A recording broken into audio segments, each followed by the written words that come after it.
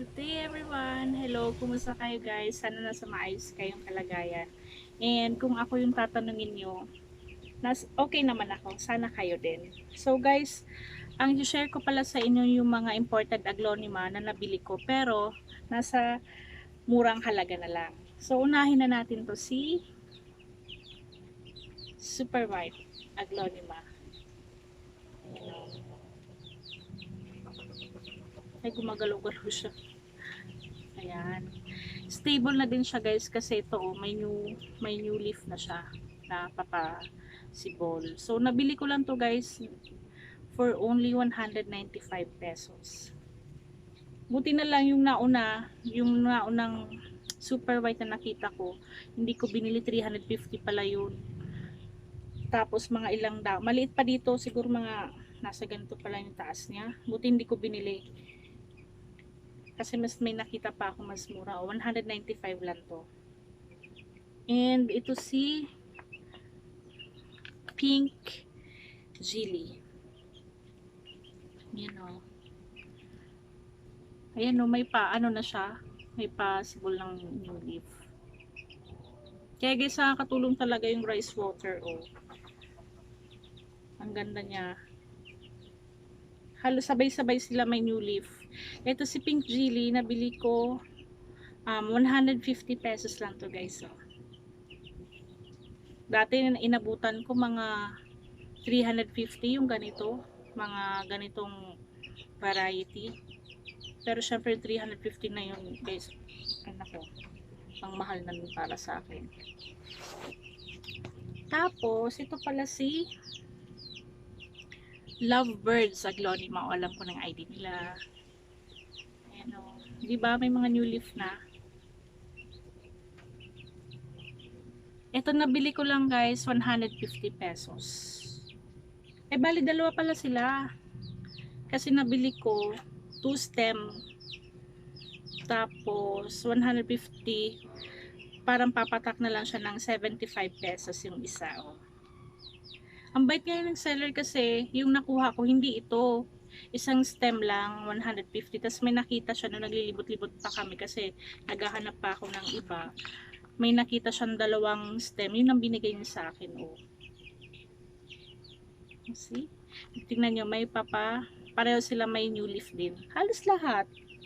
Kaya try nyo guys yung rice water. Oh. Effective talaga. Oh. Yan. Tapos si Big Apple.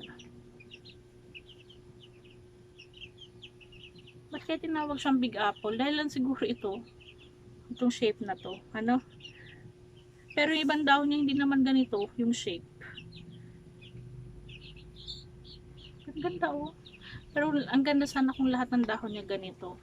Iba-iba, may pahaba, may paano. Ito guys, so kahit dapat talaga kinakat niyo yung flower ng aglonema kasi kapag hindi, ito yung mangyayari maliit yung dahon na tutubo.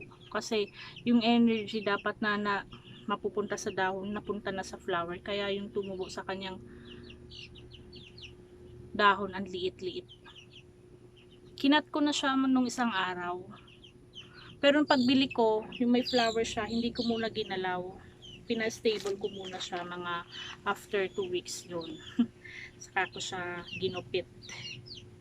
Tapos ito, mag-unfurl pa lang. Tapos nakakatuwa sa kanya, meron naman siyang papasibol na bagong dahon. Kung nakikita niyo pa. Kita niyo pa. Diyan. At nabili ko lang to guys ng 150 pesos din. Ayan. At isunod na natin to si Pink Katrina.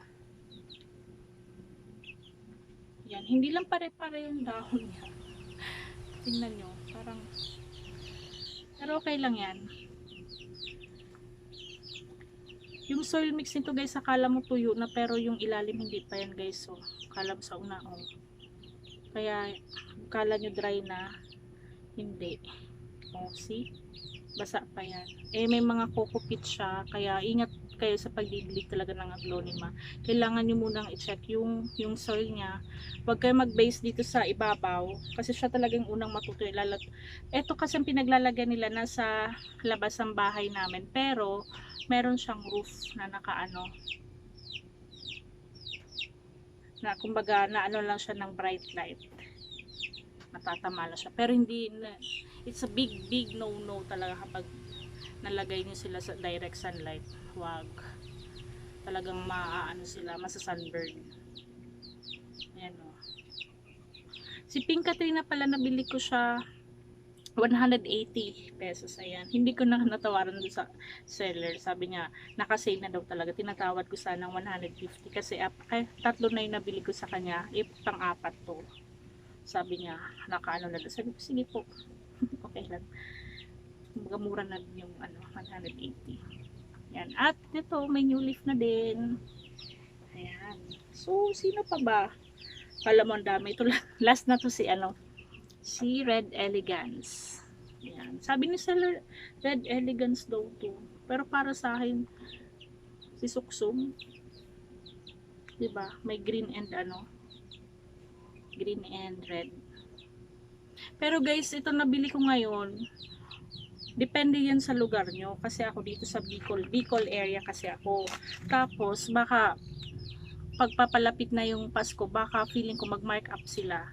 Lalo kapag naging in demand na naman yung mga ganito, lalo to kapag magbe-bare months, yung green and red, di ba? Talagang pang Pasko, pang Pasko, pang Christmas yung nila, theme nila. O, di ba? Yung kulay.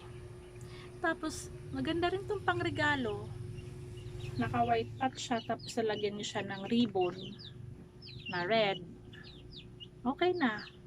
Pang gift na yung sa may hilig din sa aglonema. Ganda. At ito pala nabili ko, medyo pricey nga lang to, si Red Elegance. 350 ko siya nabili.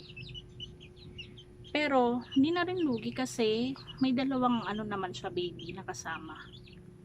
Ayan See? Ganda Tapos meron pala ito sa likod, si Sinta. Hindi ko muna siya ipapakita sa inyo kasi hindi pa siya stable. Kumbaga nagre-recover pa siya. Top cut kasi siya, ako diba, pinaano ko siya, nagpropa kasi ako sa kanya. Ayan. At guys, pala, magpapasalamat lang ako sa 18 subscriber ko, diba? Yung dating 11 naging 18 na. Thank you so much po sa pag-subscribe. Ayan.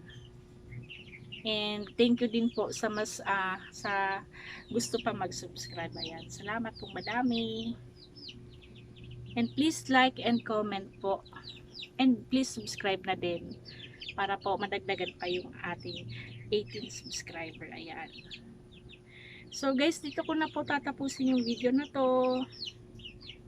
Ayan Ito talagang may favoritism talaga Ito talagang kasi matagal ko kasi itong pangarap na magkaroon nitong plant na to.